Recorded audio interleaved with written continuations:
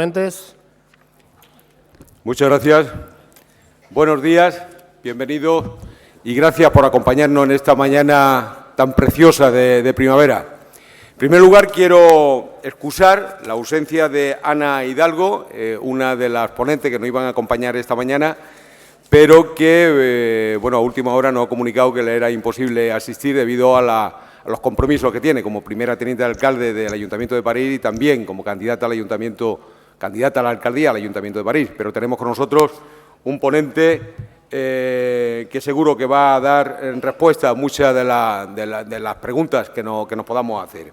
Iniciamos ya la recta final de este octavo foro de las ciudades, en el que hemos podido a lo largo del fin de semana debatir sobre todo aquello que tiene que ver con el estado de bienestar, y en esta última ponencia del programa, que es las ciudades, la construcción del estado de bienestar, vamos a poder debatir sobre la importancia que tiene la participación ciudadana y los ayuntamientos en la construcción del estado de bienestar.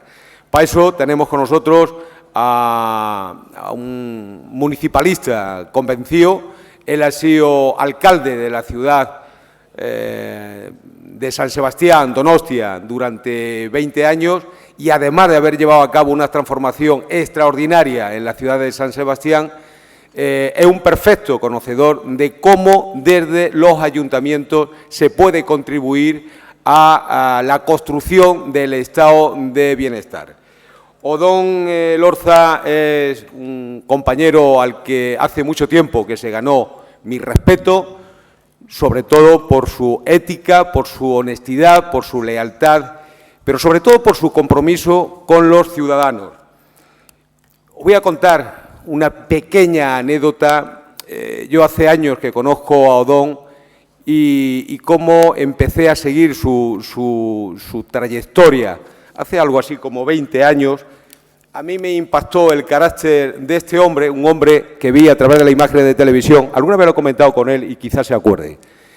Me impactó ver cómo se enfrentaba en mitad de la calle, con impotencia, pero con rabia, ante la injusticia, como lo suele hacer siempre, ante unos bárbaros que en mitad de la calle de San Sebastián estaban quemando un autobús. Estos fueron unas imágenes que vi en televisión. Luego lo he comentado alguna vez con él y aquello me impactó porque eso expresa el carácter de un hombre que siempre lucha por aquello que cree que es injusto. Odón Elorza es licenciado en Derecho y militante del Partido Socialista de Euskadi, PSOE, desde el 75. Ha sido alcalde de San Sebastián durante 20 años, por lo que es un perfecto conocedor de cómo se construye en las ciudades el estado de bienestar. Han modernizado la ciudad de San Sebastián y es de la opinión que los políticos, antes que nada, son ciudadanos. Desde que abandonó la alcaldía en 2011, es diputado por Guipúzcoa en el Congreso de los Diputados, donde, entre otras cuestiones, destaca por su trabajo para acabar con los desahucios, persiguiendo que pueda llegarse a una mayoría en el Congreso que vote en conciencia y apruebe una ley justa. Creo, sinceramente, no equivocarme si digo que hoy os presento en esta ciudad de Fuenlabrada a uno de los hombres más ecuánime y mejor preparado del mundo de la política, del que estoy seguro obtendremos de su exposición una idea clara y reivindicativa del estado de bienestar y de lo importante que es la aportación de los ayuntamientos para conseguirlo. Odón, cuando quieras. Gracias. Gracias, buenos días a todas y a todos. Compañeros de corporación, amigos, alcalde, saludo especial y gracias por la invitación a participar en este foro de ciudades. Gracias, por supuesto, también a todos ustedes, a todos vosotros y vosotras por la presencia hoy aquí, un sábado a esta hora. Y gracias a quien me ha presentado, que ha sido tan generoso en sus comentarios y sus adjetivos. Bueno, la verdad es que a mí me parece que, contrariamente a lo que algunos políticos pudieran pensar, en estos momentos de crisis económica financiera, en estos momentos de crisis política, de crisis de las instituciones, en estos momentos en los que la política está absolutamente devaluada, desprestigiada, la política, los políticos, por muchas razones, ¿no? Por la propia crisis, por la gestión de la crisis y por el fenómeno de de la corrupción especialmente, a mí, primera idea que quería lanzar es que me parece que el papel de los políticos en las ciudades, el papel de la política en las ciudades y en los pueblos es fundamental, es básica para recuperar la confianza, la credibilidad de la ciudadanía en la política. Es verdad que estar en una ciudad, en un pueblo, en una época de crisis, no es particularmente, digamos, agradable, no es una gozada porque los presupuestos, evidentemente, se han reducido de modo importante. No estamos ya en la sociedad en la que podíamos, desde los ayuntamientos, disponer de recursos más o menos importantes para seguir haciendo inversiones, sino que precisamente la crisis lo que hace es reducir de modo importante la disponibilidad presupuestaria y lo que se produce, hablo en general, no me refiero en particular al caso de Fuenlabrada, pero lo que se está dando en muchos ayuntamientos de todo el Estado, de toda España, es pues una reducción de presupuestos de modo notable, con reducción de inversiones, de servicios, porque también las administraciones mayores, las comunidades autónomas, el Gobierno del Estado, está reduciendo sus aportaciones a los ayuntamientos y, en definitiva, y es a lo que iba, los ayuntamientos ahora tienen un papel difícil, complicado, porque siendo la instancia política, siendo la administración más cercana a la ciudadanía, la que más en contacto está con la ciudadanía, la que ha venido transformando esos ayuntamientos, las ciudades, en los últimos 34 años, ahora se encuentran en una situación complicada, ¿no? Porque no pueden atender, porque tienen que reducir en muchos sitios sus programas culturales, educativos, sus políticas de actividad económica, etcétera, un largo etcétera. Repito que esto no es lo que se está produciendo en Fuenlabrada, por lo menos de una manera llamativa, ostentosa, pero sí en muchos otros ayuntamientos de toda España. Pues bien, en esta situación yo creo que es cuando más me gustaría haber continuado siendo alcalde de San Sebastián, porque cuando hay dinero, cuando puedes desarrollar importantes obras, cuando puedes mantener unos niveles adecuados de ayudas, de subvenciones a todo tipo de entidades vecinales, deportivas, culturales, sociales, bueno, hacer la gestión es más fácil, es mucho más agradecido, ¿no? Realmente se disfruta mucho más y te encuentras en la calle con otro ambiente, con menor presión ambiental. Sin embargo, ahora sucedería todo lo contrario.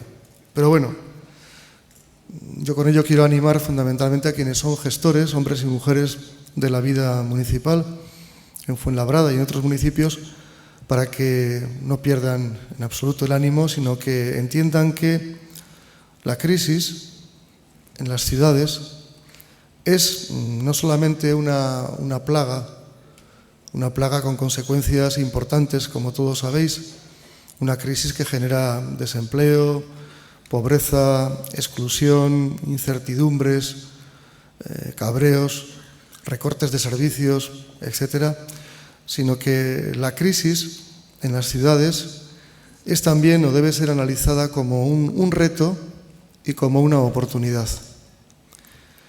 Seguramente hay muchas ciudades y muchos alcaldes y alcaldesas que entiendan que en época de crisis con la que está cayendo, pues poco podemos hacer desde una ciudad, ¿no?, para apuntalar el estado de bienestar, para tratar de mantener una cierta calidad de vida de los vecinos. Seguramente habrá muchos ayuntamientos que estén gestionando a veces bajo mínimos y con poca ilusión y sin aportar a la ciudadanía debates y reflexiones sobre cómo, de qué manera, en una etapa de crisis se puede también y se debe hacer una reflexión profunda sobre el estado de la ciudad, a lo que se ha llegado, lo que hay que corregir, lo que hay que utilizar de una manera mucho más provechosa y también lo que hay que proyectar desde la planificación estratégica de cara al futuro. Por tanto, una crisis en una ciudad, en un municipio, es, como digo, un reto de análisis de cómo aprovechar mejor los servicios, porque en época de bonanza seguramente no se acaban de valorar y no se utilizan adecuadamente los servicios públicos que ofrecen los ayuntamientos. Y, sin embargo, en una época de crisis creo que todo el mundo es más consciente de lo que realmente cuestan las cosas, de cómo hay que saber aprovecharlas, de cómo sacarles partido, de cómo respetar en el sentido incluso físico los servicios para no deteriorarlos, para no estropearlos, y me refiero a el uso que se haga de polideportivos, o el uso que se haga de gimnasios, o el uso que se haga de campos de juego, o el uso de zonas verdes, donde siempre sabemos los alcaldes que se producen pues tantos estropicios, tantos desarreglos, tantas roturas de mobiliario urbano. Bien, la crisis es, por tanto, una oportunidad realmente para el análisis y la reflexión de hasta aquí hemos llegado, cómo podemos hacer una administración pública que sea un poco más austera, que reduzca costos, que es posible, muy posible, tanto de orden interno, personal, en el mantenimiento, como evidentemente en el funcionamiento de algunos servicios. Es un problema de que todos, el ayuntamiento en cuestión, los ciudadanos usuarios, de modo importante, los funcionarios y funcionarias y sus sindicatos, los colectivos, se pongan de acuerdo y analicen realmente en qué medida cabe que los servicios se sigan manteniendo, efectuando una serie de ahorros de gasto, haciendo algunas economías que es imprescindible y es necesario. Porque, como no tenemos los mismos recursos que hace 4 o 5 años, y sin embargo tenemos más necesidades de carácter social, más porque hay más niños que requieren ayudas para asistir a los comedores, porque hay muchos más desempleados que, por ejemplo, entre otras cosas, aparte de no pagar la vivienda, tampoco pueden pagar los impuestos, porque hay personas que están ya sin cobrar ningún tipo de prestación y están en el umbral de la pobreza y tienen que recibir más tipo de ayudas sociales del ayuntamiento o de otras administraciones, porque por tantas cosas, ¿no? Tenemos que hacer economías para trasladar más dinero de determinados departamentos o capítulos a los que tienen una relación muy directa con la calidad de vida de las personas que están ahora, como consecuencia de la crisis, desvinculándose del trabajo, de la vivienda, de la calidad de vida, del disfrute de la cultura, de tantas cosas, ¿no? De modo que esa reflexión es fundamental y tiene que participar el conjunto de la ciudadanía dentro de lo que venimos a denominar la gobernanza de las ciudades.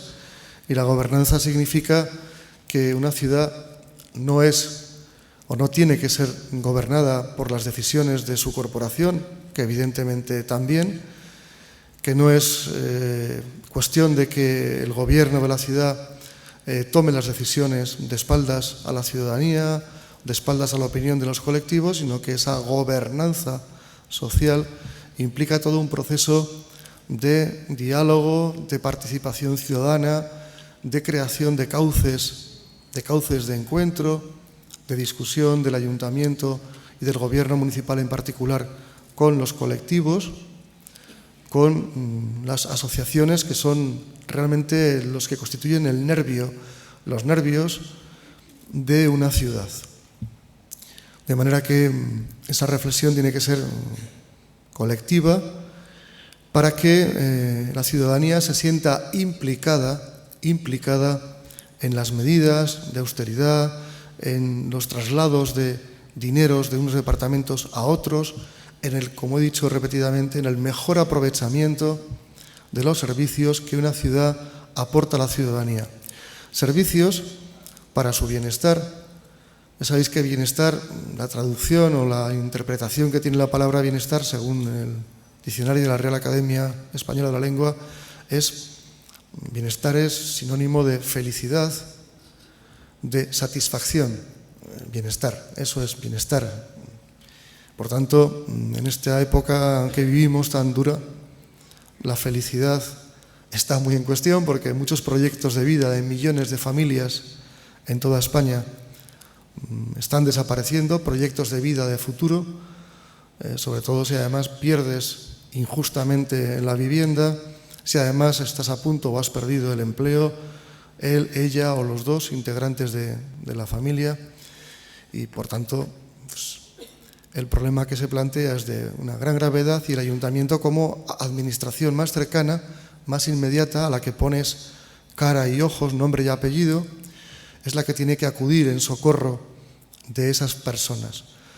Porque, siguiendo con esta reflexión, las ciudades son las que más trabajan por la cohesión social, las que tienen un papel más importante como administraciones públicas en favor de esa cohesión, de una cohesión social para que no se generen situaciones límite, para que no se rompa la convivencia en la comunidad, para que no se produzcan estallidos sociales, en definitiva, para que la ciudad no esté en una actitud pasiva, insolidaria, ante centenares, miles de familias que lo están pasando realmente mal. Por tanto, esa reflexión nos tiene que llevar también a tomar posición en favor de ese necesario bienestar que, aunque sea a un nivel básico, hay que garantizar a todas las familias de las ciudades, que puedan comer con dignidad, que puedan tener un techo y si han sido desahuciados hay que hacer las operaciones políticas desde el ayuntamiento, si se tienen viviendas, poniéndolas a disposición de las personas afectadas y si no, gestionando con otras administraciones la generación de un parque de viviendas sociales. Esa labor de cohesión, esos servicios que hay que ofrecer en situaciones extraordinarias como son estas, que ya duran casi 5 años, constituyen de alguna manera, como decía en un artículo en El País hace un mes y pico Eduardo Mangada, arquitecto y urbanista, constituye todo esto que la ciudad ofrece y presta, constituye a modo de un salario social indirecto. Cuando la ciudadanía acude a un precio módico o gratuitamente a una instalación deportiva, a una biblioteca, a un centro cultural, cuando por una cantidad a veces ridícula asiste a un espectáculo cultural, cuando la ciudadanía está aprovechando un parque realmente bien cuidado y limpio porque todo el mundo contribuye, coopera en ello, y cuando va a un hogar del jubilado, y podríamos poner pues, docenas de ejemplos, está recibiendo de su ciudad, de su pueblo, una especie de salario social, una aportación que le complementa, que le permite mantener un cierto nivel de vida, una calidad de vida a pesar de la situación personal en la que se pueda encontrar. Pues bien,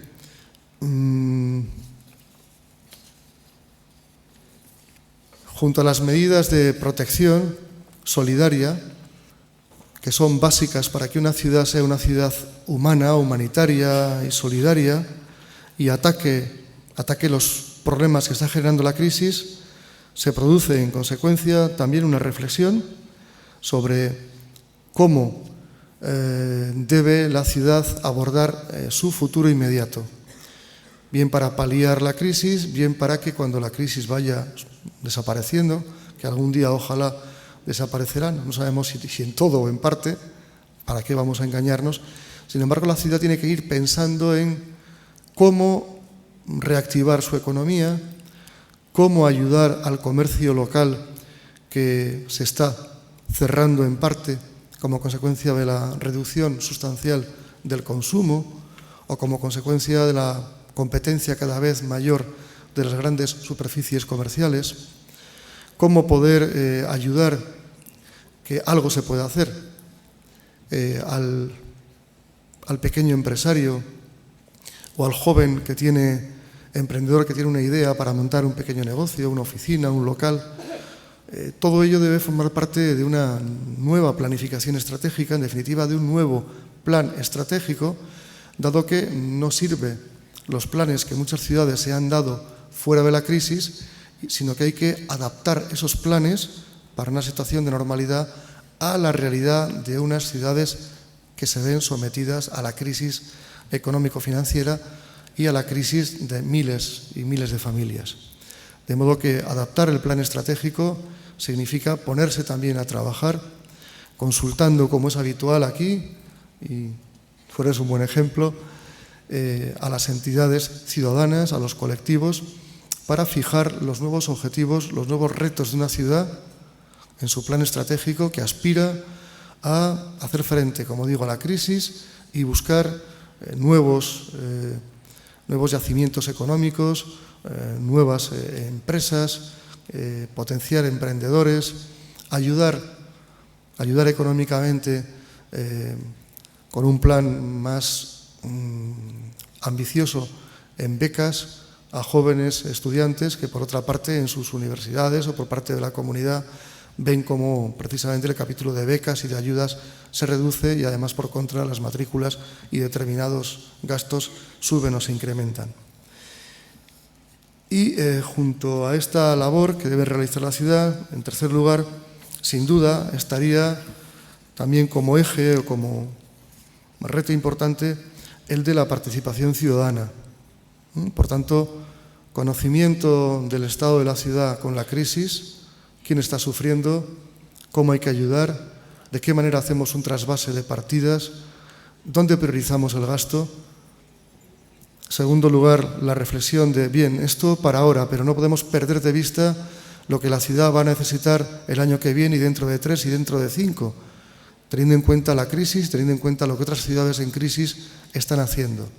Vale, y en definitiva y en conclusión, todo eso cómo hay que hacerlo desde la participación ciudadana, porque la ciudadanía es quien tiene la potencia humana de poner en marcha proyectos, de hacer fuerte la ciudad, de aportarle iniciativas, de aportarle innovación, etcétera, etcétera.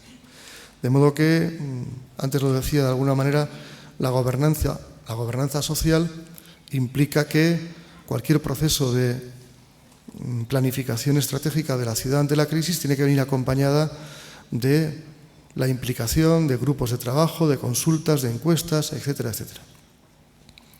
Anteayer, creo que era anteayer, sí, en Alcorcón, comentaba en una conferencia también que tuve la oportunidad de dar, que no entendía cómo en la ciudad de Alcorcón, su ayuntamiento, no había iniciado, lo digo como ejemplo, un proceso de debate en profundidad sobre las bondades o los inconvenientes del proyecto Eurovegas. Realmente me decían que no se había debatido en el ayuntamiento y que la ciudadanía era ajena a ese proyecto. Y entiendo que precisamente proyectos que pueden cambiar mucho una ciudad, un territorio, que pueden generar, como digo, ventajas e inconvenientes, yo no me voy a definir. Lo que sí que veo claro es que hay que implicar a los habitantes y explicarles con objetividad máxima ese proyecto, en qué consiste, qué garantías ofrece, qué inversión requiere, quién la va a hacer, qué economías va a impulsar, qué puestos de trabajo puede crear, qué riesgos tiene, qué peligros tiene, En definitiva, si no vinculamos a un debate sobre un proyecto tan esencial como ese, o sobre proyectos pequeños que tengamos aquí, a la ciudadanía, a los colectivos interesados, a los sectores económicos, realmente estaremos agravando la crisis de la democracia, porque también, precisamente, la crisis en las ciudades es una oportunidad para que la democracia se profundice, para que la democracia esté mucho más presente en la toma de decisiones a cualquier nivel. Como digo, bien de cara a ejecutar un proyecto de mucha envergadura con muchos riesgos, bien de cara a cómo repartimos el dinero, que ahora es menos que hace una serie de años, cómo priorizamos los gastos, a qué destinamos las partidas que ahora son menores en materia de inversión, qué es lo que tenemos que hacer en inversión, hay que asfaltar más, o es un problema de dedicar ese dinero de inversión a reformas de otro tipo, en otro tipo de instalaciones. Me parece un debate apasionante, que ya digo que cuando hay mucho dinero, ese debate, bueno, como llega prácticamente o llegaba para casi todo, pues no había tanta necesidad de consulta a la ciudadanía en estos casos. Y avanzando, y para acabar, tenemos ahora un grave problema sobre la mesa. Para este trabajo de que las ciudades sigan haciendo un papel en defensa de, bueno, como decía, de un nivel básico de bienestar, de satisfacción de servicios, se nos ha presentado un problema gravísimo.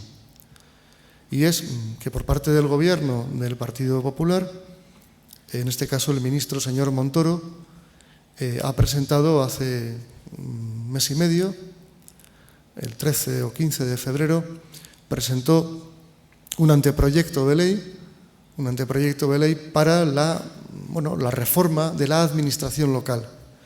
En definitiva, los ayuntamientos llevan muchos años reclamando del Estado, del Gobierno, que les permita una mejor financiación, que defina mejor las competencias que le corresponden y que la administración municipal, en definitiva, no sea tratado como el hermano pequeño, como una administración muchas veces marginada en la toma de decisiones de leyes sectoriales. Y cuando estamos en esa reclamación desde hace muchos años, que no ha sido atendida ni siquiera por gobiernos socialistas, lo cual, en fin, es una autocrítica que me parece necesaria hacer. Muchos años luchando muchos alcaldes y alcaldesas en España para conseguir esa reforma local, pero en positivo, para reforzar a los ayuntamientos, para reforzar sus competencias, sus actividades, exigiendo los controles que haya que exigir, controlando mucho más determinadas decisiones, porque es verdad que en los ayuntamientos también se han hecho inversiones en infraestructuras absolutamente absurdas, excesivas, se ha malgastado dinero y ejemplos supongo que hay en la cabeza de todos, ¿no? Ha habido también, es verdad, en algunos ayuntamientos un gasto excesivo en capítulo 1 o incluso algún gasto no debidamente controlado en gastos de representación o en sueldos de políticos o de asesores. Todo eso, evidentemente, hay que ponerle coto y se está por esa labor, y me consta que este ayuntamiento, además, así lo dice y lo refleja en la moción elaborada en esta materia contra la reforma local que pretende el Partido Popular del Gobierno, la derecha, pero a favor precisamente de que determinadas cuestiones efectivamente pues, se regulen mejor, se controlen, se reduzcan gastos, haya más austeridad, y eso es totalmente necesario. Pero a lo que voy, la reforma local, la reforma de los ayuntamientos, que es más una contrarreforma de la derecha, lo que significa es todo lo contrario, es reducir competencias, eliminar competencias de los ayuntamientos para pasarlos a las diputaciones o a las comunidades autónomas, establecer unas tutelas, unos controles, unos canales de intervención absolutamente excesivos, fuera de lugar, complejizar muchísimas gestiones de los ayuntamientos en materias que ahora ya parece que se les va a impedir, pues, en políticas de desarrollo económico, de formación, de generación de empleo, en políticas educativas, en operaciones urbanísticas de vivienda, en fin, un campo amplísimo, servicios sociales, la más importante. Son competencias, actuaciones de los ayuntamientos, todas ellas que pasarían a la comunidad autónoma correspondiente, o en su caso a la Diputación, y eso haría que la calidad de vida en las ciudades se sintiera perjudicada, debilitaría la cohesión social y perjudicaría, por tanto, estas labores que los ayuntamientos deben desarrollar en una situación de crisis. O sea, como hay una crisis, el gobierno de España, el gobierno del Partido Popular, dice, pues nada, se nos ocurre que tenemos aquí un cabeza de turco, que son los ayuntamientos, vamos a quitarles competencia porque gastan muchísimo, que no es cierto, y de hecho, como muchos sabéis, los ayuntamientos representan, pues este año 2012 han representado el 0,3 del déficit público en España, un déficit que al final se ha cerrado en un 10,1, 10,2. Los ayuntamientos, repito, el 0,3 representan, y a nivel de deuda conjunta colectiva, pues es una deuda comparativamente insignificante con la que arrastran las comunidades autónomas o el propio Estado. Y sin embargo se cargan las tintas en los ayuntamientos por parte de la derecha de una manera, como digo, con esta contrarreforma inaceptable. Es una auténtica sinvergonzada, es una propuesta miserable, y digo miserable porque a quien va a perjudicar es a la ciudadanía, es a las personas que lo están pasando peor hoy por hoy, porque este recorte de competencias, este planteamiento que hace la derecha de cara a futuro, además perjudica la cohesión social, resta la capacidad de hacer comunidad a las ciudades y pueblos y además perjudica la democracia local, porque con estas transferencias de competencias la ciudadanía no va a poder participar en el control de esos servicios ni va a poder opinar decisiones que se tomen desde una comunidad autónoma alejada del espacio donde se produce el problema, al no tenerse en cuenta el principio de cercanía, el principio de proximidad, al romperse con el principio de autonomía local. En definitiva, sería un discurso muy largo el que podríamos hacer o el que podría hacer yo ya aquí para denunciar este intento, bueno, más que intento, esta propuesta política del Gobierno del señor Rajoy, de su ministro, señor Montoro, que, por cierto, y lo tengo que significar, en un año desde que se viene hablando de esta reforma de los ayuntamientos, no ha tenido tiempo para comparecer, repito, el señor Montoro, en la comisión correspondiente del Congreso y explicar los motivos, los fundamentos de esta reforma, el porqué de este anteproyecto de ley, el que pueda haber un debate con tranquilidad y largo en la Comisión de Administraciones Públicas en el Congreso, con él presente, vamos, que no quiere dar la cara, que no quiere explicar el por qué han elaborado este auténtico bodrio de anteproyecto de ley que tantos prejuicios puede derivar a las ciudades, sino y a los pueblos, sobre todo a los pueblos de menos de 5.000 habitantes, a los pueblos pequeños, a los pueblos que van a ver cómo desaparecen organismos que hayan creado, no solamente ellos, por cierto, también las ciudades, porque se ponen muchas pegas al funcionamiento de mancomunidades, de consorcios, en fin. Es una auténtica barbaridad, una aberración que precisamente hoy aquí en Fuenlabrada, hablando del papel de las ciudades para contener los efectos de la crisis, para afianzar niveles básicos de dignidad de vida a muchas personas afectadas, venga el Gobierno y pretenda unas reformas harto inconvenientes. Aplicando un ejemplo, es como si la reforma laboral y los recortes de servicios que el Gobierno de la derecha está desarrollando desde las comunidades autónomas, fundamentalmente, o desde la propia Administración del Estado, en el caso de la reforma laboral, es como si esos dos ejes que forman parte de un modelo ideológico, estos que no son especialmente consecuencia de la crisis, en parte sí, sino que forman parte además de un modelo ideológico de la derecha, los quiere trasladar al campo de los ayuntamientos. Una reforma laboral trasladada al campo de los ayuntamientos para que un determinado personal que no tenga la condición de funcionarios pues puedan quedarse perfectamente en la calle. Y además, como todos podéis intuir, el restar competencias a los ayuntamientos para que pasen a manos de las diputaciones o comunidades autónomas, al final va a significar reducir servicios también, porque van a establecer una cosa que llaman el coste estándar, el precio estándar de los servicios, igual para todos los servicios, para todos los ayuntamientos de toda España, lo cual es una barbaridad, porque no cuesta lo mismo un servicio por nivel de vida, por el nivel de los convenios, por muchas razones, en San Sebastián, que en Fuenlabrada, que en Coria del Río, o que en Murcia. No puede ser, eso no puede funcionar. Bueno, pues también se va a producir esa situación. En definitiva, como veis, lo que ya está pasando a nivel de comunidades autónomas se pretende trasladar a nivel de ayuntamientos y además hacer ver que son los ayuntamientos quienes toman esas medidas, quienes reducen los servicios, porque siempre comprender una ley es algo complejo, ¿no?, para la ciudadanía, para la gente de la calle. De modo que en esta situación nos vamos a encontrar con mayores dificultades todavía para hacer frente a la crisis y, por mi parte, explicada estas cuestiones que me parece que eran básicas, quería únicamente añadir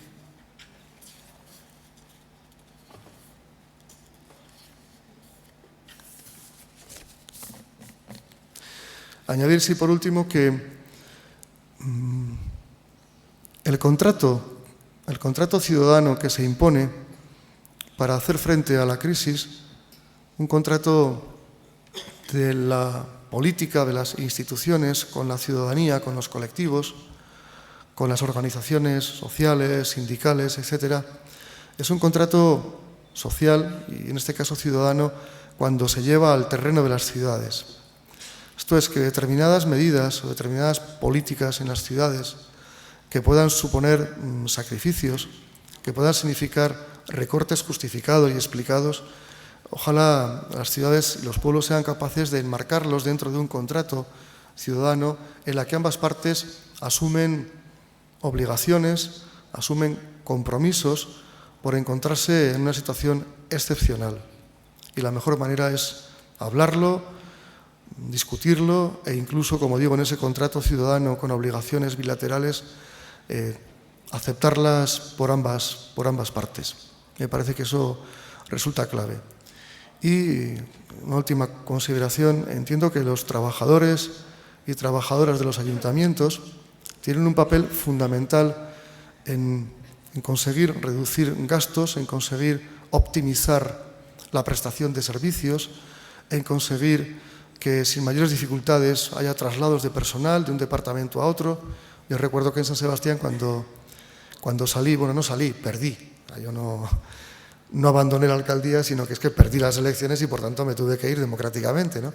Pero recuerdo que ya antes de esa fecha, que fue en las elecciones del 2011, habíamos iniciado un proceso de negociación con los sindicatos, dificilísimo siempre, para que determinada personal pasara del Departamento de Urbanismo y de Grandes Obras, porque ya se tramitaban muy pocas licencias en el año 2011-2010, y había pocas obras gordas que seguir, y en cambio se habían incrementado mucho las colas de personas que acudían a los servicios sociales en demanda de muchas cosas, ¿no?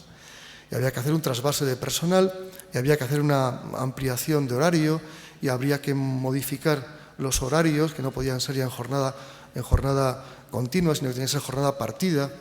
Y yo creo que en medio de una crisis, los trabajadores y trabajadoras, sobre todo que son funcionarios y que tienen un puesto de trabajo garantizado de por vida, deben ser muy sensibles a las necesidades del ayuntamiento, a las necesidades ciudadanas, porque el ayuntamiento no es una empresa con un consejo de administración que reparta beneficios entre los concejales. No se llevan el dinero a casa, algunos hay, evidentemente, pero el esfuerzo que por lo menos siempre intento pedir a los sindicatos de cualquier color y a los trabajadores es básico, es definitivo para conseguir todo lo que estamos diciendo, ¿no? Mayor austeridad, reducción de gastos, un personal mucho más flexible, unos horarios mucho más adecuados y sacrificios. Ya sabemos también que, por otra parte, el Estado ha impuesto una serie de obligaciones nada gratificantes a los funcionarios y funcionarias de distintos niveles, como es la eliminación de la paga extra de Navidad y determinadas otras reducciones, otras cuestiones que tampoco son, en fin, de buen gusto, ¿no? Pero sin duda la contribución dentro de ese contrato también ciudadano es imprescindible entre todas las partes. Y a continuación lo que me gustaría es, pues nada, escucharos a los que habéis venido a este encuentro, a esta jornada, para que formuléis los comentarios, las críticas o las preguntas, en su caso, que consideréis oportunas. Muchas gracias por la atención y por el silencio, y a vuestra disposición.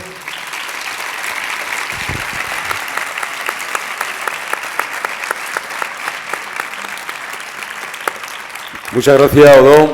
Gracias por tu exposición de cómo desde los ayuntamientos podemos contribuir por lo menos a mantener el estado de bienestar, y cómo desde los ayuntamientos también en momentos de crisis y de recortes debemos adaptarnos y priorizar, sobre todo en aquellos servicios que queremos mantener de los ayuntamientos a los que más lo necesitan, sobre todo en momentos de crisis. Y me ha gustado, porque si no te lo iba a preguntar, que hicieras hincapié en las repercusiones que puede tener en ese tipo de servicios que prestamos desde los ayuntamientos y que no nos corresponden bueno, pues la repercusión que puede tener precisamente esta reforma local que el Gobierno va a llevar a cabo. Bueno, pues ahora abrimos un turno de preguntas o de aportaciones para todos aquellos que quieran intervenir. Por favor, levantar la mano y se os entregará un micrófono para que podáis expresaros.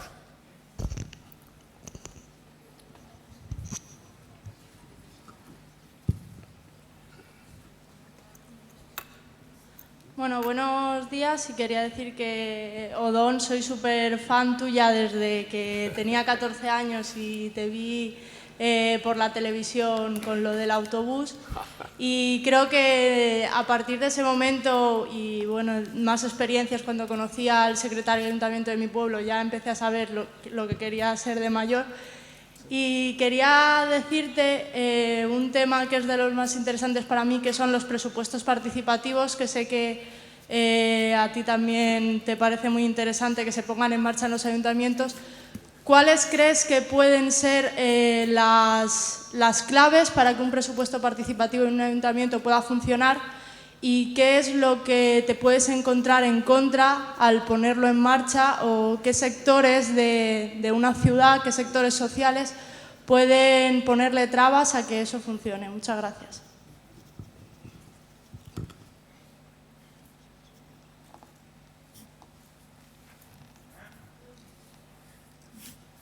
Por ahí arriba parecía... ¿No? Animaros.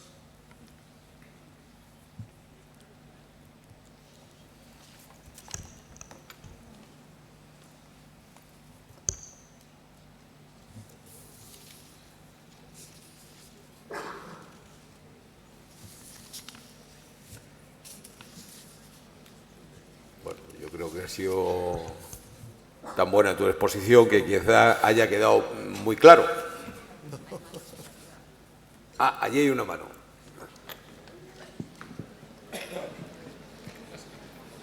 José Luis, si no te localizaba. Buenos días. Bueno, por si alguno no lo sabe, me llamo José Luis Moreno. Me pongo de pie porque creo que me toca abrir el melón. Ayer uno de los presentadores me decía, dice, ¿y dónde está José Luis? Estaba reflexionando de la interesante exposición que hicieron los ponentes ayer, pero yo no me quisiera ir de este foro sin conocer vuestra opinión, porque quienes están allí, quien organiza este foro, es un ayuntamiento. Y a Odón, compañero, no quisiera corregirte, perdóname, de verdad, pero es que en otras mesas creo que quedó ya suficientemente claro que la gente joven que hay aquí no entiende la época del franquismo, la dictadura, los rojos, los de izquierdas y los de derechas. Entonces, para poder avanzar y que haya una comunicación, porque es importante que nos comuniquemos, quedamos en que las políticas que realizan las personas, los políticos que llevan a cabo esa acción son progresistas o conservadoras o liberales, ¿no? ¿Quedamos ayer en eso? En que tiene que ser así, que ya os aburre izquierda, derecha y tal, y que para vosotros, incluso yo me voy a poner un poquito de abogado del diablo, nos aburre ya porque todos los políticos son iguales, todas las políticas son iguales. Entonces hay que diferenciarlas para que no sean de izquierdas y derechas, porque los de izquierdas en algún momento también hemos hecho políticas de derechas, es progresistas, atendiendo al compromiso que los ciudadanos y los políticos han adquirido cuando vamos a votar, o liberales y conservadoras. ¿Os parece bien así? No, joder, vamos a ver, que estoy abriendo el melón. ¿Estáis de acuerdo o no? Estáis bastante callados y hay que animaros un poquito, porque yo decía que sois el futuro, pero el futuro os tienen que mover un poquito, De verdad que tenéis que empezar a saber lo que es una cosa y otra. Mira, vamos a por las banderas. Aquí hay 3 universidades. Si yo cito a una de ellas y digo algo que os cae bien, seguro que voy a ganar el aplauso de esa universidad. Si digo la de la otra y la otra. Pero si hablo no de una universidad concreta, sino que hay que hacer políticas para que vosotros tengáis, creo que lo dije el primer día, no me lo toméis muy en serio, pero está, que os aumenten los créditos a todas las universidades, a que levanto el aplauso de todos. ¿Sí o no? Venga, pues aplaudir, venga. Que os vean. Claro, entonces estamos hablando de ciertas banderas. Si yo hablo de una universidad, tendré ese colectivo, la otra. Si hablo los del Madrid, los del Barça o del Atleti, lo mismo. Pero si hablo del deporte, conseguiré el apoyo de todos. Entonces estamos hablando de las ciudades y el estado de bienestar. Odón ya lo ha dicho, y cuando has dicho la definición que decía la Real Academia, estar bien. Me acordaba, yo tengo un hijo que tiene amigos y uno de ellos está todo el día emporrado. Digo, ese sabe lo que es el estado de bienestar. Está todo el día bien el tío, a gusto, tal. Pues ese no es el sentido del estado de bienestar, vosotros lo sabéis. Aunque estemos muy bien, ¿eh? Cuando alguno se toma un porrete y tal, estoy de puta madre. Pero ese no es el auténtico estado de bienestar. El estado de bienestar es que aquí seguro que hay muchos. ¿Cuántos venís de fuera, de Fuenlabrada? ¿Cuántos venís de otras provincias, de universidades donde tenéis que alojaros aquí, en habitaciones, en casas y tal? Bueno, pues el estado de bienestar es que en vuestra ciudad no tenéis la posibilidad de aprender lo que aprendéis aquí y tenéis que venir aquí. ¿Quién soporta eso? ¿Quién da ayudas? Eso es el estado de bienestar. El estado de bienestar es mi compañera, que el otro día superó un miedo atroz a poder hablar en público con todos vosotros porque os da vergüenza a vosotros quedar en ridículo. Tenéis esa vergüenza, fíjate, y tendréis que ser súper idealistas. Y el estado de bienestar es que ella llega hasta aquí con su silla, que es su mejor amiga, sin la ayuda de nadie, sin la compasión de nadie. Tiene derecho a estar en este foro y viene ella sola y se coloca en un sitio que está reservado para ella y personas como ella. Eso es el estado de bienestar. Y eso lo ha hecho una ciudad como esta, que cuando ha construido este ayuntamiento, este teatro, ha puesto el acceso para que llegue. Eso es un derecho, el estado de bienestar, poder acudir, como los que venís de fuera a estudiar aquí, que tenéis derechos. Hablamos el primer día, lo decía el compañero Joan, diputado del Congreso, los 4 derechos. ¿Os acordáis de ellos? Venga, hombre, ayudad un poquito. ¿Cuál era el primero? El trabajo, otro. La vivienda, otro. Sanidad, otro. El que os olvida, que practicáis todos los días, la educación. ¿Lo tenéis tan asumido? ¿Esos son los 4 puntales del estado de bienestar? ¿Creéis que es así? Venga, ¿sí o no? Interactivo. ¿Sí o no? ¿Sí? Pues el del trabajo, ya quedamos el primer día, que muchos de vosotros todavía no habéis podido ejercer ese derecho. No trabajáis. Tenéis los otros, tenéis la vivienda, la educación y la sanidad, pero no trabajáis todavía. Entonces, esto sería como en los estados, ¿acordáis cuando estudiabais los estados feudales y todas estas cosas? Derecho al trabajo había, pero ¿en qué condiciones? Trabajar para vivir, nada más. Entonces, no es solamente tener derecho a esos puntales, sino que esos derechos sean adecuados a las circunstancias. Y eso es lo que hace los ayuntamientos, los políticos de políticas progresistas o otros conservadores. Entonces, lo ha dicho Odón, se quiere limitar. Y esto es lo que yo sé que aburre José un poco, Luis, pero por favor. Sí, la pregunta. Es que veo alguna mano por ahí que quieren intervenir, Bien, hombre. de eso se trataba. Si lo ha animado. Mira, se quiere limitar las competencias de los ayuntamientos. ¿Creéis que eso tiene repercusión? Es mi pregunta hacia vosotros. Y si creéis que tenéis repercusión, se la hacéis al compañero Odón, que tiene que defender esa ponencia. ¿En qué os afecta a vosotros que en vuestro ayuntamiento se pierdan competencias? Porque mirad, y termino muy rápido, en Madrid hay norte y sur, también hay oeste y oeste, pero ¿creéis que si le quitan competencias a un ayuntamiento como este del sur, que tiene mucha gente necesitada en la capa social baja, va a ser lo mismo que un ayuntamiento del norte que a lo mejor destina presupuesto del ayuntamiento a construir pistas de pádel, campos de golf? ¿Creéis que aquí en este ayuntamiento es lo mismo, que aquí lo que se destina mayormente es ayudas sociales, a pagar libros para los chavales del colegio, ayudas a vosotros de escolares? Tal? ¿Creéis que es lo mismo eliminar esas competencias? No. Pues si no es lo mismo, aplicarlo a cada uno de vosotros, pedir la palabra y se la pedís a Odón. Gracias, José Luis. Seguro que iba a proponer aquello de los créditos. Ganaron los créditos. Venga, muchas gracias, chicos. Gracias a ti, José Luis. Bueno, pues he animado a los compañeros. A ver, por aquí había una palabra. ¿Habías pedido tú la palabra? Sí, sí, aquí.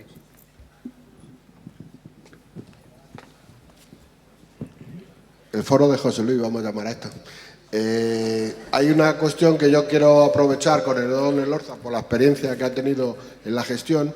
Nosotros lo intentamos en alguna ocasión, pero no salió la cosa bien. Era la creación de, al hilo de lo que has comentado de la movilidad dentro de los ayuntamientos, en los trabajadores, que la podemos compartir, aunque con muchos matices. Pero hay una cosa que yo creo que sería bueno visualizarla, que es la creación de empresas mixtas que pudiéramos tener los ayuntamientos con los sindicatos o con cooperativas que tuvieran como objetivo la formación y la recuperación de aquellos que lo tienen más difícil para trabajar, los mayores y los jóvenes. Entonces, en muchísimos ayuntamientos se está trabajando sacando pliegos de condiciones para empresas privadas. Yo creo que hay un campo que podríamos inspeccionar, que esas empresas mixtas, ayuntamientos, cooperativas o ayuntamientos sindicatos, porque los sindicatos que están en una muy mala situación, igual que casi todo el mundo, podíamos crearlos como empresas que pudieran dar servicios y que sin buscar el objetivo final, como es los empresarios, de ganar un porcentaje de aquello que dan, eliminándose esos precios tan abusivos que algunas veces lo sufrimos, podíamos crear ese tipo de empresas que serían una salida bastante adecuada. No sé qué experiencia, si hay ese tipo de experiencia, porque seguro que en Euskadi hay un montón de experiencias sobre cooperativas y esto podía ayudar.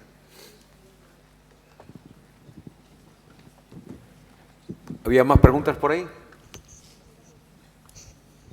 Bueno, pues cerramos. Odón, ¿contestas? Sí, gracias, sí, como no, un placer. Bueno, a la chica de allí arriba, muchas gracias por sus expresiones tan efusivas. ¿Cómo se llama? No ha dado el nombre. ¿Cómo ¿No te llamas? Aida dos Santos. Aida dos Santos, qué bien. Pues nada, muchas gracias. Digo que si nos seguimos mejor, nos podemos seguir en Twitter o en Facebook, en fin. No, digo que nos podemos...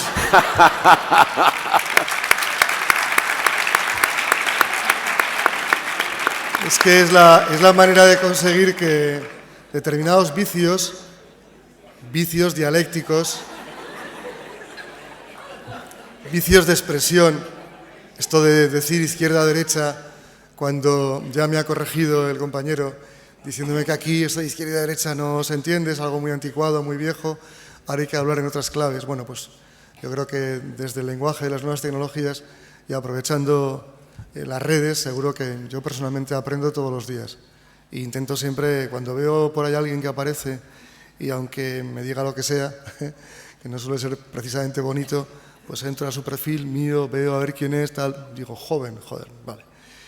Leo en fin, voy leyendo todo lo que pueda, ¿no? Hasta que llega a una conclusión, igual tengo que leer 10 o hay que leer 100 tweets, y digo, joder, me interesa, porque me va a aportar, aunque tenga una actitud súper crítica contra los políticos y contra mí, cosa absolutamente natural en los tiempos que corren, o sea que, de modo que igual me interesa que me aportes algunas ideas frescas en a la labor que desarrollo en el Congreso, que es una labor pues, bastante ingrata y que a veces no le veo yo mucha productividad, mucha rentabilidad. En fin, por aquello de que cuando hay un gobierno con mayoría absoluta, por muchas ideas buenas que puedas llevar, que alguna igual llevamos los socialistas, pues nunca sale adelante. Pero bueno, a lo que iba. Es un campo de trabajo complicado, el de los presupuestos participativos. Ha habido experiencias diferentes en España en los últimos 12, 14 años. Algunas de ellas han fracasado, otras se mantienen. Yo soy partidario de hacer esa experiencia y de hacerla bien, no para que no muera. Pero eso requiere definir primero quiénes participan en ese proceso de, valga la redundancia, participar en los presupuestos, en tomar algunas codecisiones con la corporación del presupuesto municipal en determinados capítulos o en determinados departamentos o para determinados gastos vamos a participar en la cuantía de los mismos, porque no se puede hacer un presupuesto participativo con todo, ¿no? Con todos los capítulos, con todos los temas, porque algunos son muy áridos porque algunos son muy complejos, pero en otros casos sí, se puede perfectamente. Presupuestos participativos, por ejemplo, para priorizar el gasto en general. Presupuestos participativos para que las personas a nivel individual o los colectivos digan al ayuntamiento que este año y el que viene, por determinadas circunstancias, tenéis que hacer un especial hincapié, un especial esfuerzo, por ejemplo, que es lo que a mí me pasó en su día allí en San Sebastián, en temas de transporte y de policía. Pues porque teníamos una serie de servicios insuficientes en algunas líneas y la queja era muy, muy importante. Entonces, lo que salía en esas reuniones de presupuesto participativo era que se asignara un presupuesto un poco mayor o se racionalizara el funcionamiento de las líneas para que funcionara mejor ese servicio de movilidad sostenible. O lo mismo, el problema que se detectó era de seguridad ciudadana y por tanto había que hacer un hincapié mayor en ese departamento, en ese gasto, que en el de cultura o deportes, que la ciudad estaba ya suficientemente dotada, ¿no? Por tanto, marcar las prioridades sin necesidad de establecer la cuantía, de hacia dónde debe ir el presupuesto de la ciudad, consultando, como digo, a los colectivos de todo tipo, es algo importante. También analizar las partidas de ayudas, de subvenciones, cuánto se da, a quiénes se da y por qué, analizar cuál es la repercusión social, cuál es el trabajo que realmente hacen colectivos que reciben subvenciones, que normalmente hacen un trabajo fantástico y que tiene un valor incalculable, mucho más alto de la subvención que reciben, que casi siempre es un poco casi simbólica, ¿no? Participar también en la determinación de cómo se gastan algunos dineros en concreto, una cantidad definida perfectamente, sería objeto también de un presupuesto participativo. En fin, en cada ciudad, en cada pueblo, el presupuesto participativo tiene un contenido diferente. No hay un modelo, especialmente aquí para el caso de España. Es la experiencia la que te va diciendo cada año cómo incrementar la experiencia del presupuesto participativo, de qué temas hablar, en cuáles codecidir ambas partes.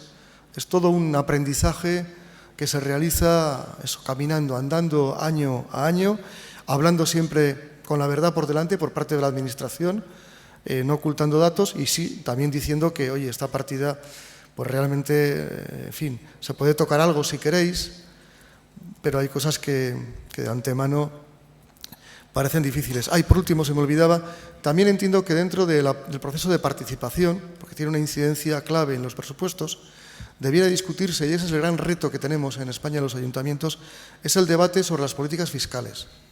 Es un tema muy delicado que a los concejales y a los alcaldes y alcaldesas no nos suele gustar nunca, porque es meterse, en fin, dar opinión a la ciudadanía sobre un tema tan sensible y tan clave para el presupuesto como es la política fiscal. Oye, subimos el IBI, lo congelamos, hacemos una serie de bonificaciones o de exenciones para las familias que están en paro, que no tienen trabajo y que no pueden seguir pagando estos impuestos.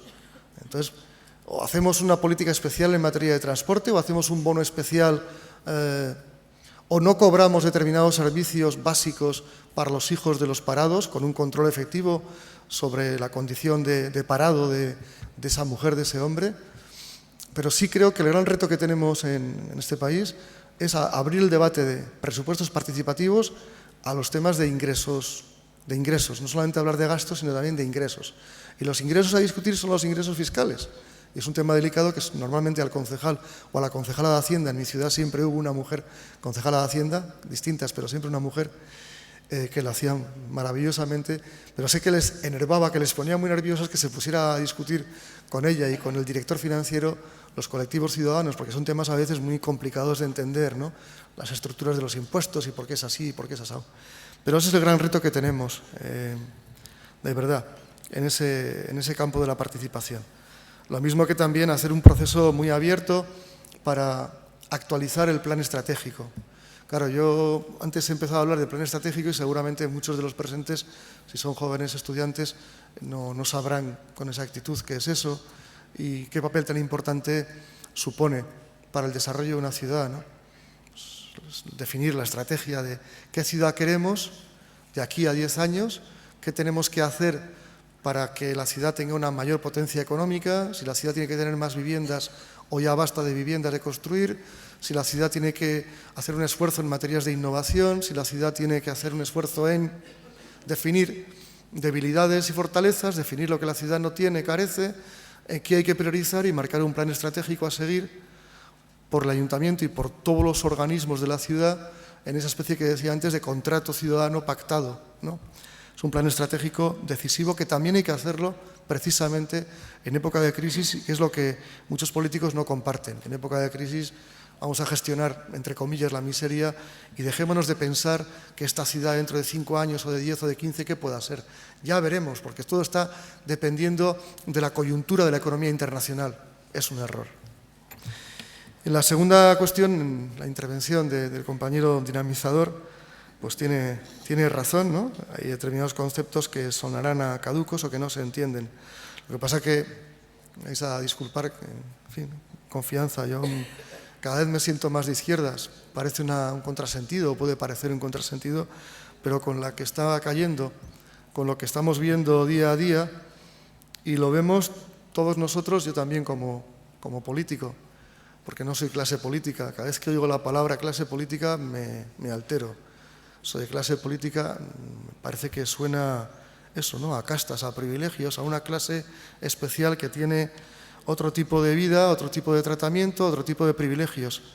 Y como eso ha sucedido, es verdad que ha habido y hay todavía pues un tratamiento, unos privilegios, unas condiciones, un no dar cuenta, un no hablar con la verdad. Pues parece que la política, los políticos nos hemos convertido en una clase aparte, y eso hay que romper. Con eso hay que romper decididamente, ¿no? Porque si no, no encontraremos nunca una solución, dado que la política es imprescindible para resolver una crisis. La política y la política con la democracia de la mano. Con una democracia, por cierto, que en España se ha debilitado, con una democracia que en España ha perdido calidad, ha perdido fuerza, ha perdido riqueza. Pues porque, como todo en la vida, al cabo de 30 y tantos años, como nosotros, vamos adquiriendo vicios, malas costumbres, vamos no dándole importancia a lo que lo tiene, en fin, vamos actuando conforme a pequeñas miserias personales, y eso pasó con la democracia en España. Y es por eso que en los ayuntamientos hay que intentar renacer, resucitar, darle fuerza a la democracia local. Y es todo lo contrario a lo que pretende precisamente el actual gobierno del Partido Popular. Y respecto a la pregunta que formulaba aquí abajo nuestro amigo, quiero decir que precisamente la creación de empresas mixtas por parte de un ayuntamiento, o con sindicatos o con un colectivo, de empresas que no buscan un beneficio, o simplemente la creación de nuevas empresas o nuevos organismos societarios o mancomunidades, todo eso con la nueva ley que se pretende, por parte del Gobierno, todo eso se ve terriblemente afectado para poner en marcha, para crear nuevas sociedades o nuevos organismos, porque la nueva ley lo que pretende es dificultar que se creen más sociedades, más organismos, impedir que los ayuntamientos, creando no sé qué instancias como una sociedad mixta, pudiera hacer algo que ya lo pudiera hacer o lo esté haciendo o lo vaya a hacer una sociedad privada 100%. Porque esta futura ley, si al final se aprueba, abre claramente la vía, el camino a las privatizaciones de servicios. O sea, contrariamente a lo que acabas de señalar, precisamente esta nueva ley que se pretende no ayudaría porque se le ponen 1000 obstáculos, 1000 pegas, evaluaciones económicas, estudios de impacto, permisos de la Administración de la Comunidad Autónoma, en fin, informes del interventor, demostración de que esa actividad que se pretende realizar creando una empresa mixta no se puede realizar de una manera diferente con una empresa privada, o no la puede hacer una empresa privada. Es lo que os decía antes, que me parece una idea muy fácil de entender, que la reforma laboral, los recortes de servicios públicos, sanidad, educación, dependencias, servicios sociales, y las privatizaciones esos tres elementos se quieren trasladar también a los ayuntamientos, a la vida de los servicios municipales, que ya no serían municipales, sino que estarían dependiendo de otras instancias que podrían estar sometidos a un proceso de privatización y que además en ese camino, en ese recorrido, podría producirse que ese servicio que era municipal y de control municipal y de decisión municipal, por tanto de decisión también ciudadana, pasaría a ser un servicio de gestión privada con una serie de controles o de directivas por parte de la comunidad autónoma o, en su caso, de la Diputación, perdiendo la ciudadanía la capacidad de control, etcétera, etcétera. Y además a precios diferentes, con problema de calidad. Esa es la increíble transformación en negativo que se podría dar con nuestra nueva ley. Así que estamos pensando precisamente no en crear sociedades mixtas, sino en que la nueva ley propicia todo lo contrario. Las políticas de actividad económica, las políticas, algunas que se han hecho en muchos ayuntamientos aquí, de empleo, de formación, de concesión de dinero para becas, de ayudas a la innovación, de alfabetización en las nuevas tecnologías a muchas personas, sobre todo de edad avanzada, que eran analfabetas digitales.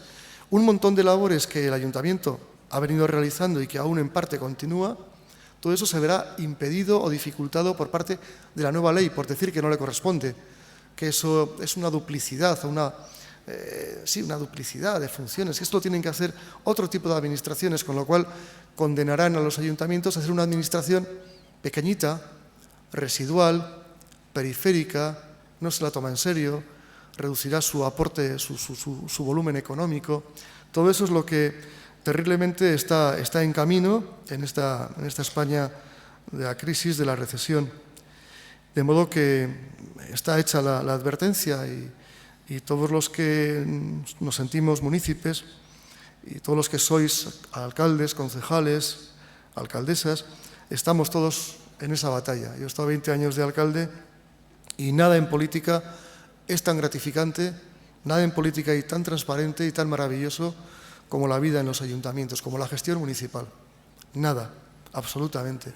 Por tanto, ya sé que es duro, que es estar muchas horas al día y la gente no lo sabe, que hay que trabajar sábados y domingos, que en los pueblos, a los que ahora dice el Partido Popular que ya los alcaldes y concejales van a dejar de cobrar, cuando nunca cobraron los alcaldes y concejales en pueblos de menos de 2.000, de 3.000 habitantes, cuando hacen labores de cortar el césped o cuando hay una inundación o cuando hay una persona enferma, la trasladan, la llevan, la cogen.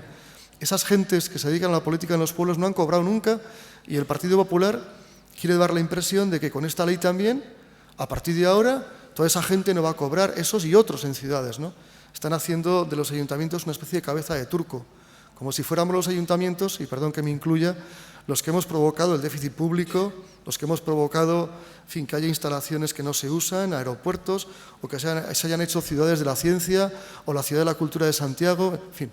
Es injusto, es un linchamiento moral y político el que desde, con perdón, la derecha, por utilizar la expresión, los conservadores, se pretende vender, se pretende proyectar como imagen negativa de los ayuntamientos. Es una auténtica barbaridad, una aberración, y por eso me alegra que en este ayuntamiento hayáis tomado ya una decisión, una moción que deja bien en claro lo que pretende el Gobierno del Partido Popular. Así que ánimos. Ánimos, alcalde. Muchas gracias, Odón. Gracias por tu aportación, por tus reflexiones. Y ya ves que aquí en Fuenlabrada tienes compañeros, amigos, admiradores y admiradoras. Y a todos ustedes, pues muchas gracias también por vuestra asistencia. Quiero agradecer a la presencia, aportación de las asociaciones vecinales, estudiantes y de los vecinos en general que nos han acompañado a lo largo de este fin de semana en unos momentos claves. Una persona representante de Claves va a leer las conclusiones y a continuación nuestro alcalde clausurará este 8º Foro de las Ciudades. Muchas gracias.